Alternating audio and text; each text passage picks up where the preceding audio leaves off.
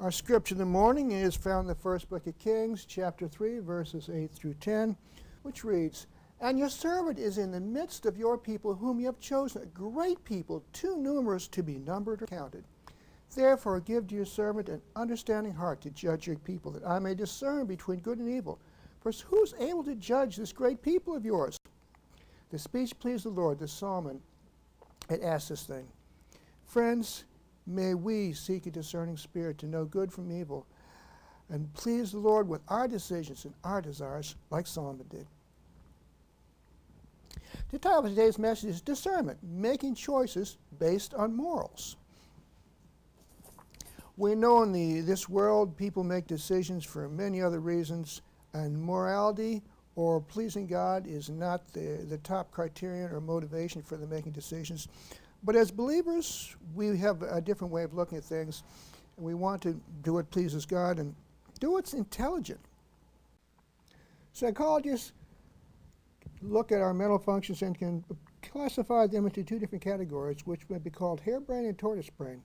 What's harebrained is the high-level analytical type of processes that we frequently engage in, looking at numbers, things, or objects, being objective about them, and frequently making fairly quick decisions or analyses.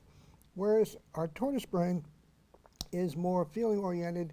It's a way of looking at things more slowly, more contemplatively, and looking for the more into consequences and long-term ramifications of making any particular decision. A hare is another word for a rabbit. Rabbits we know are quick, they're fast, they hop around. And this makes perfectly good sense for rabbits because they are part of the food chain for many carnivores, foxes and not dogs so often, but coyotes and hawks and other preying birds love to eat rabbits. They'll run up on them or pounce down on them and eat them very quickly. That's part of their function. They eat grass, and then carnivores eat rabbits. But rabbits, move quickly, which is why the term harebrained in this has come about, which means for human beings that we think and act rather quickly, that we have information and we analyze it in a very factual manner, or at least we try to, and from that information quickly move on to a decision which we consider is pretty good, and usually don't engage in a whole lot of further thought about it. Whereas a tortoise we know or a turtle is a slow-moving animal. It's deliberate, it's intentional about where it's going. It has to, because it takes a while to get there. So it has a direction, and it moves there at a very deliberate, plodding pace. And when we apply this terminology to the way we think, there is a deeper, more contemplative way that we can think and consider things when we're trying to make decisions, which takes much more time. It's not going to be a snap, it's not going to be fast, but it allows for more factors to be considered, more consideration to be given to them, and more nuances and details to be brought into the picture.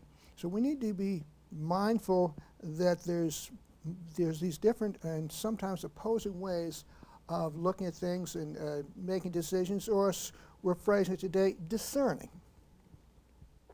So what's the best course of action? There's different motives and objectives or criteria which people apply to situations to guide them in discerning where they ought to go. The easiest one is probably the most common. People tend to take the path of least resistance. And of course, in this world, which is very materialistic and people are thinking about getting things and having things, what's most profitable or where is the money at is a major motivator for many people. For all of us, we tend to care about how people see us or feel about us. For some people that are really in the public eye, politicians and movie stars and sports stars and people like that, what's good for the public image may be the factor that's most important to them. But as believers, people who follow Jesus Christ and looking for an eternal home above, what's morally right should be a major factor, not just all these other things. Doesn't mean they don't mean anything to us. We have to pay our bills. We have to deal with the difficulty of the consequence of our decisions. But what is right in God's eyes should have a major role in guiding us. There are all sorts of pressures which press upon us when we come to situations making decisions. The psychological ones, culture ones, those are extremely powerful. What we see around us is bad, but our natural tendency is to go along with other people, to not be too difficult or too different or opposing things all the time. But we can't be that way and please God. Of course, our financial pressures, for example, paying tithes for the first time, that's a challenge for most everybody. You know, we're trying to pay bills and wondering, you know, if I start giving to God a tithe and an offering, it's just going to get worse. We don't see the blessings that come. Those come along later. We have to step out in faith to do things like that. Then social pressures, family pressures. Imagine being someone over in the Middle East, and they commonly believe that if someone renounces Islam, they need to be killed. They'll literally fly in from overseas and go back home to kill a close family member because they've left Islam. It's terrible pressures from their families that people may face. So there are all these different pressures that people have to deal with in trying to make wise decisions. But we should always be striving to seek the good. And in order to make a wise discernment, when we are faced with all these pressures, it's oftentimes good to get away from them. You know, when you're worried about all these things, maybe getting home safely at night, or paying your tuition bills, or maybe the utilities maybe want to get cut off, or there's some sort of threats that you're dealing with in your life, or you're afraid of. I was worried about somebody assaulting me the other day. You know, it didn't happen, didn't even come close to happening, but it was a literal concern I had. But how do we deal with these kinds of things? Well, if you detach, if you separate, you're in a better position to be able to think more objectively and clearly about the situation. And, you know, whether it's your workplace, your environment, a relationship, you know, if you've got a bad relationship, you need to get away from it in order to reevaluate how you should be in that, or maybe you shouldn't be in it at all. And of course, having information, knowing about the situation, the facts and the figures, relevant things. Let's say you're thinking about a plan of action. Maybe you want to go back to school. Well, what's it going to cost you?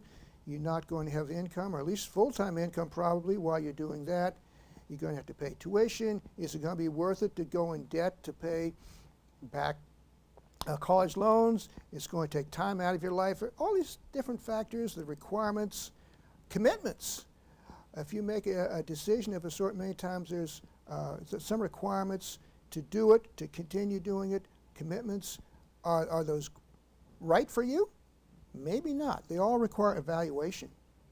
And of course, there are personal factors. You know, two different people in the same situation may have very different responses, very appropriately so, because of where they're at and where they're going. For example, someone suggested to me the other day, you know, go back and get a master's degree. It'll advance me in my job. Well, I've already looked at that. I don't see it will advance me in my job. I'm late in my career, and I think a master's degree in religion would be better than one in accounting. Doesn't sound very sensible for an accountant, but from where I want to go, where I think God wants me to go, it's a better way. You know, may it happen at some point. So why do you want success? People want to move forward in life in some direction. Is it really God's demand? Is that what's pushing and pressing you? Or is it your egos? Many people are really driven by the ego and the popular culture, and particularly wanting money. Their motives are not purely aligned with God's. That's something we need to give a very careful thought to. And of course, if we have good and godly friends, they will be happy to share with us, and oftentimes they can see things a different perspective, as my sister here does, shares with me, and we can help understand how other people see us, and they can see things in us or about us that, living with ourselves, we're kind of oblivious to it. We kind of take it for granted and don't realize we're here, but we're perceived over here. But it takes another point of view, input from other people for us to see that. And of course, there are experts in various things. You've been thinking about going to school or doing something. Talking to experts is usually a good idea. They don't know everything, but they know more than you do. You can benefit from their knowledge and information. And spiritual advisors are useful, particularly for anything that has a spiritual context to it, which is more things than many people might think. And prayer. We need to be seeking divine guidance and open up to God's leading. Seeking our moral foundations. And some people's moral foundations are kind of shaky. They're not solidly grounded, and we may be able to help them. But we need to look for them in a question, what do we believe and why do we believe it? Someone was challenging me the other day about 1844. And I have this to say in response to that. Yes, William Miller was incorrect about Christ returning, but the date is still right. We still stand on that date. It is true, it is correct. Something happened then, it just wasn't what they thought it was. So on that basis, the Seventh-day Adventist Church continues on, believing and proclaiming that this is a prophetic church.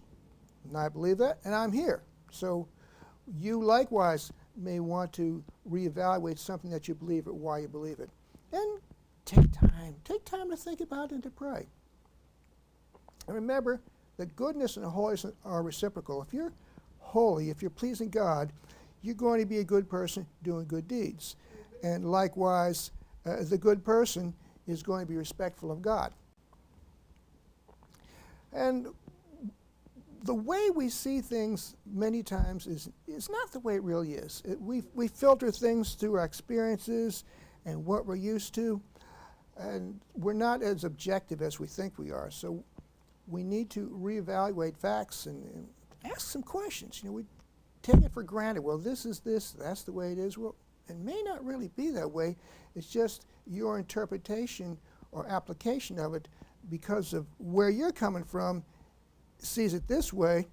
Someone else over here may say, no, it really isn't. You just like it because of this or that. Friends can help you see that. And how's all this apply to your situation? It may be entirely different. Some things may apply, some things may not.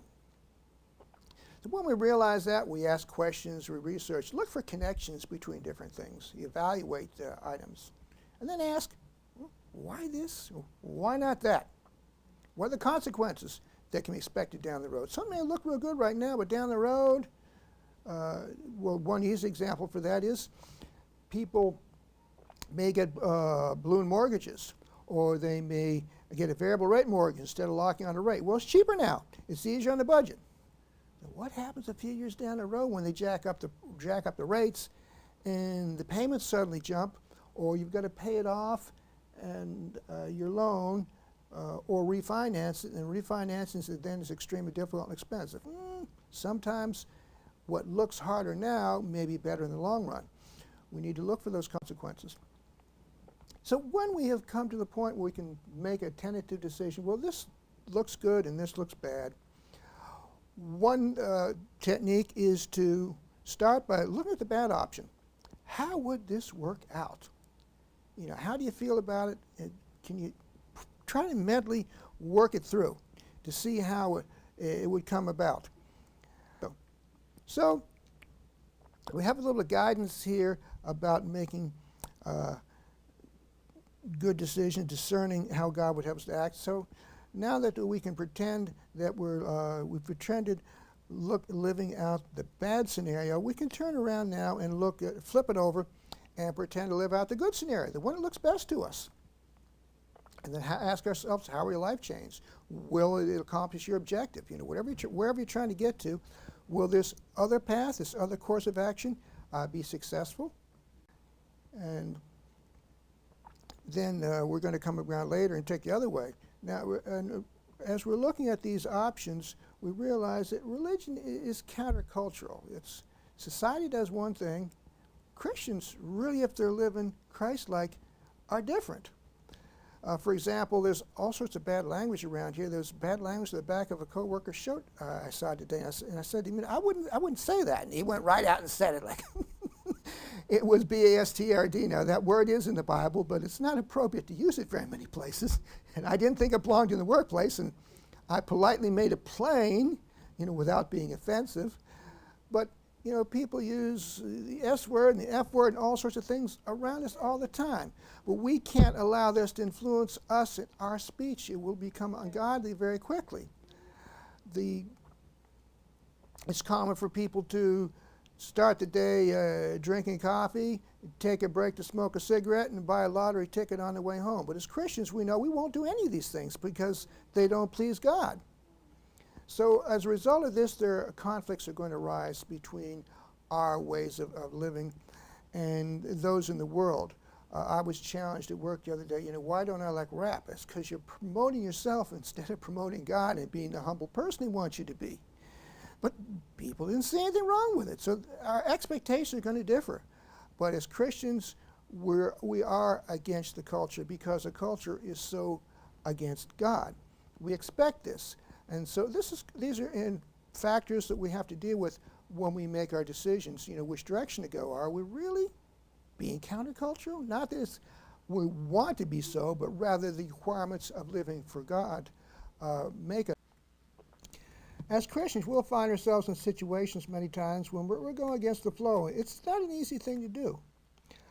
Bad language has become extremely common in our modern society. People use bad words, S and F, for example, all the time, and think nothing of it as if these are normal nouns or adjectives. But they're not. They're vulgar. Decent people shouldn't use them. I had a co-worker on the job this week who was wearing a shirt with a bunch of stuff in the back of it, including the word B-A-S-T-A-R-D. And I said, this is not an appropriate thing for the workplace. And he went straight right ahead and said it, as if it was nothing. But these are influences that we don't want to allow to overcome us. We need to fight against them. But the lifestyle that people have nowadays is very ungodly. For example, many people start the day with a cup of coffee, then they may take cigarette breaks during the day and buy a lottery ticket on the way home. But as Christians, we wouldn't do any of these things. Our behavior would be very countercultural. How we spend our time is also very different. The Bible tells us that one day out of 7 belongs to God. It's the Sabbath. It's a day when we should set aside secular activities and not be trying to make money or spending money, but rather worshiping God and doing good. With that concept is almost totally lacking in the lives of the vast majority of people around the world, whether they're Christian, Muslim, Hindu, Buddhist, or whatever.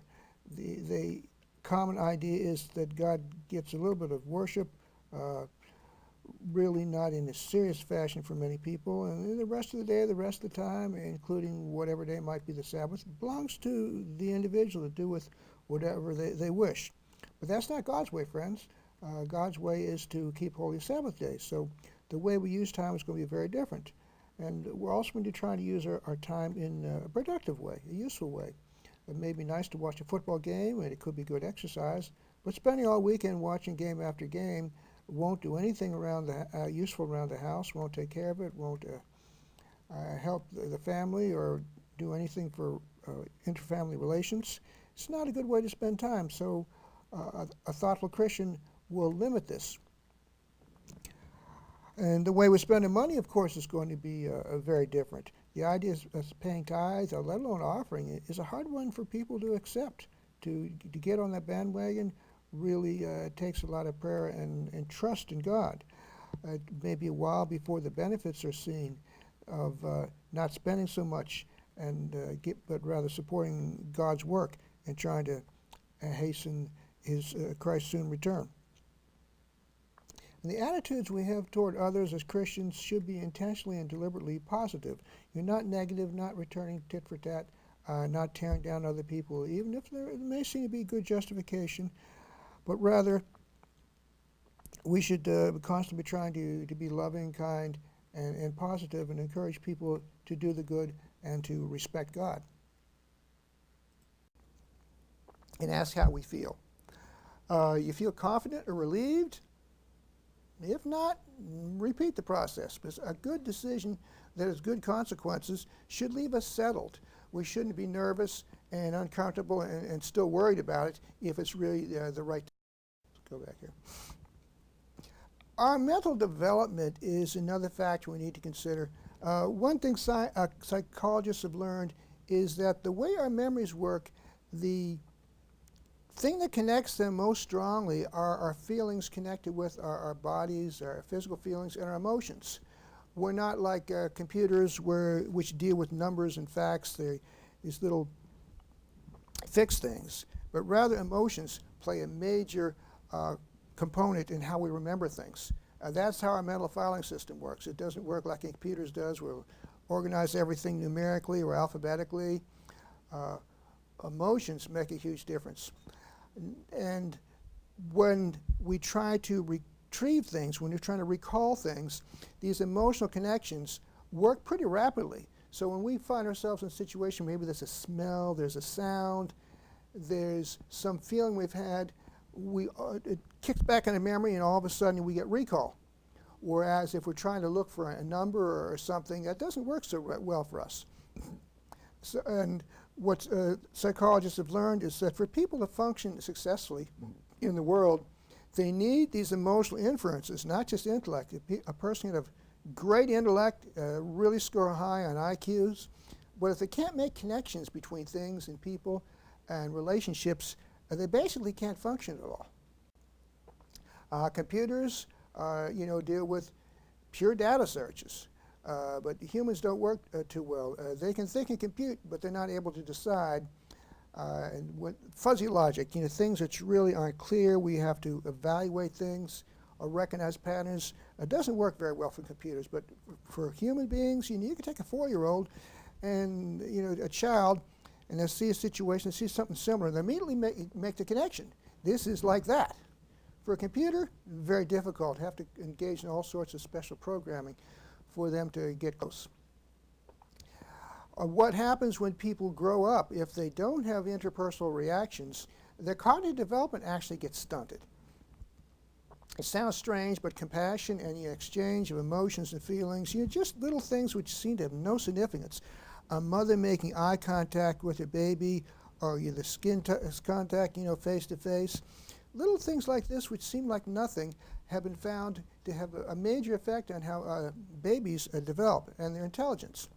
But in a modern society, things are anonymous. I've been thinking, I've got a neighbor across the street. I knew the neighbor before. I know there's someone there, but never get to see him. I haven't met him yet.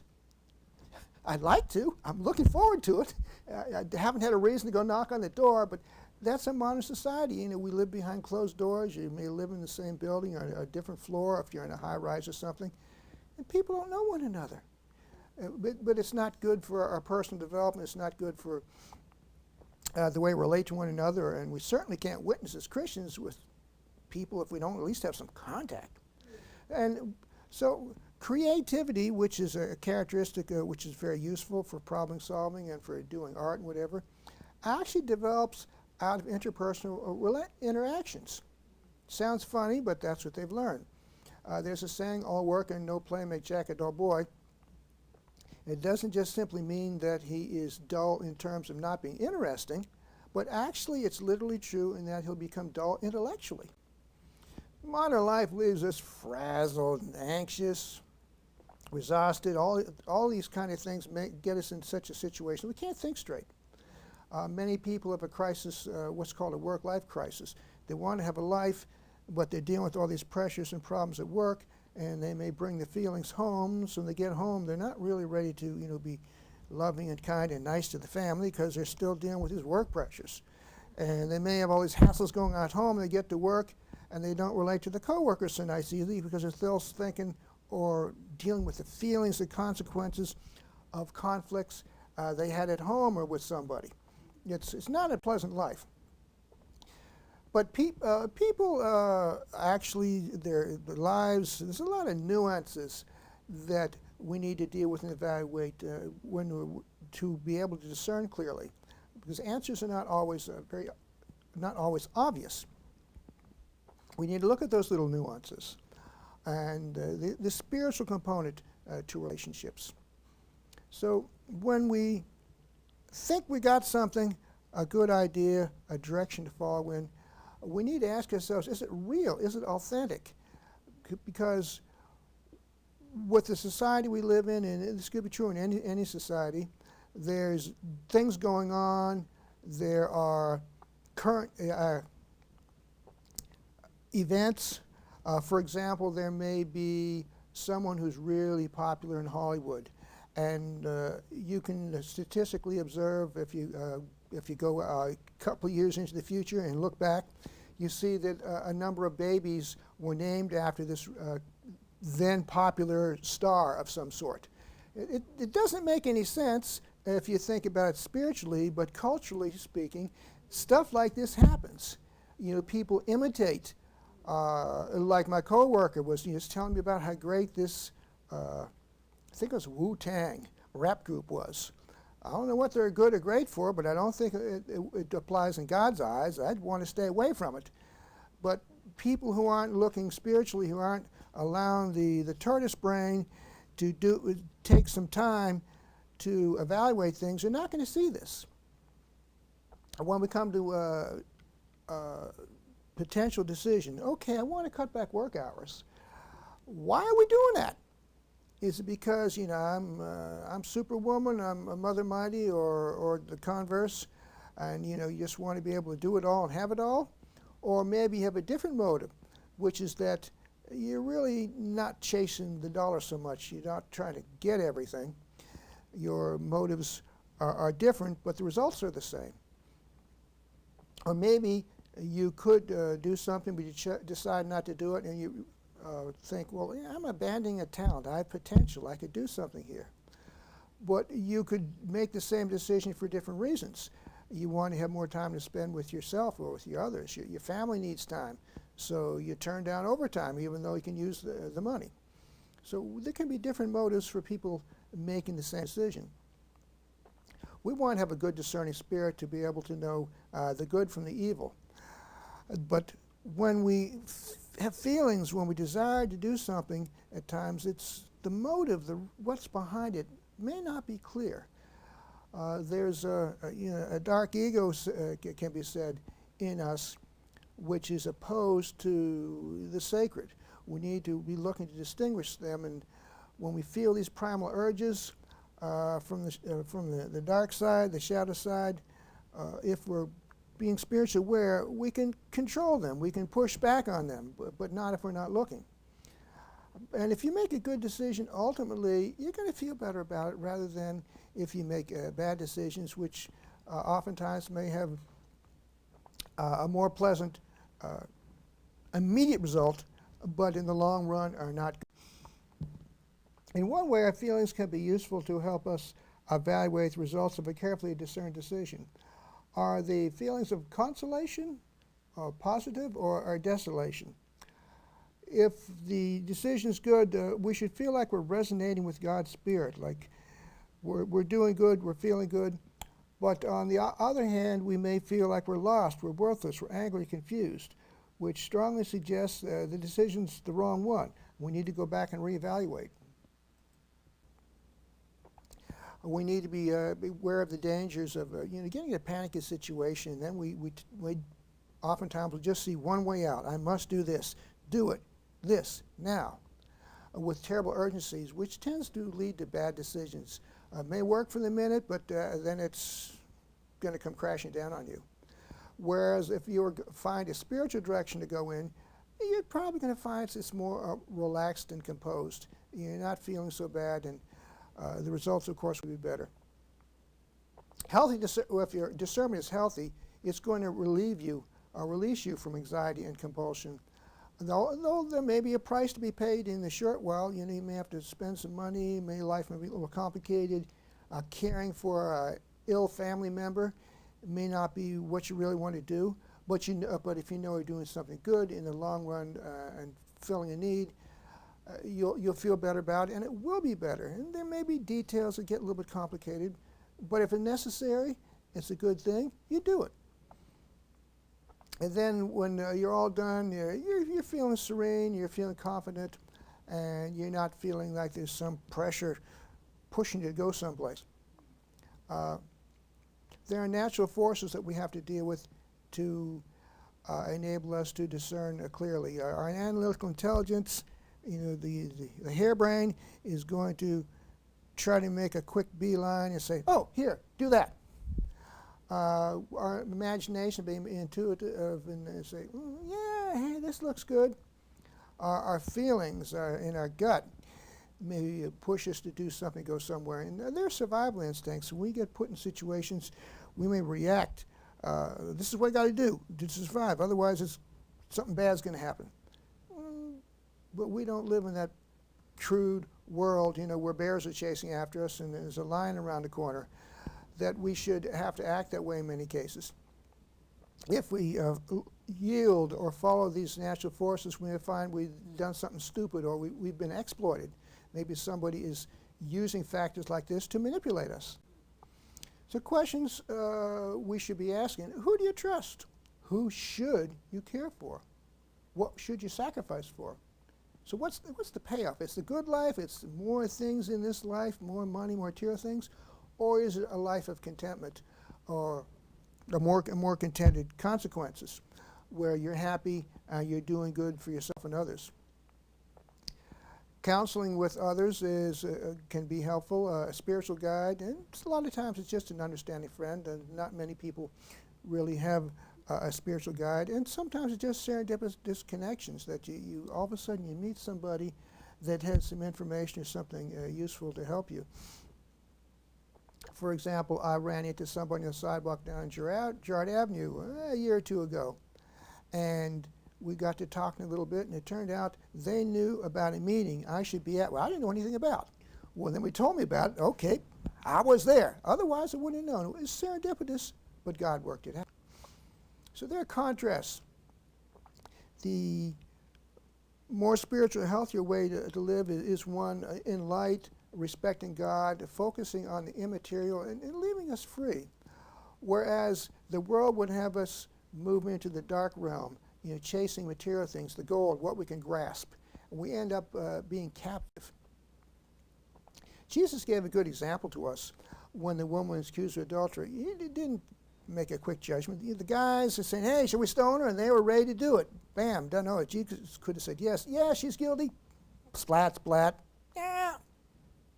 One woman gone, okay, so what? Where's the guy? They didn't care.